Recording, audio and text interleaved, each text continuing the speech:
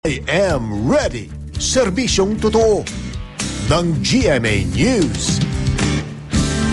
Mga kapuso, wala pong anumang sama ng panahon na nakakaapekto sa lagay ng ating panahon. Ayon sa Pag-asa, tanging ang hanging amihan ang nagdadala ng mga pag-ambon sa Luzon at ganun din po sa Visayas. Base naman sa Weather Central data, patuloy na makakaranas ng mga pag-ambon ng hilagang bahagi ng Luzon.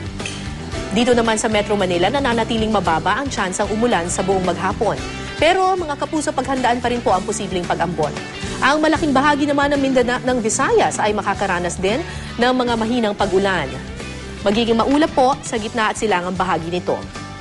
Habang ang Mindanao makakaranas din ng kalat-kalat na pag-ulan, nakataas pa rin ang babala ng Pag-asa dahil sa matataas na alon sa northern at eastern seaboards ng Luzon. Gayon din po sa eastern seaboard ng Visayas dahil pa rin po yan sa hanging amihan.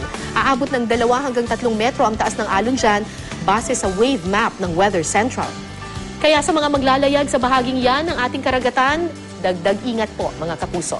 Ang Metro Manila patuloy na makakaranas ng maulap na kalangitan ngayong weekend. Para sa karagdagang weather update, puntahan lang po ang website o Facebook page ng GMA Weather.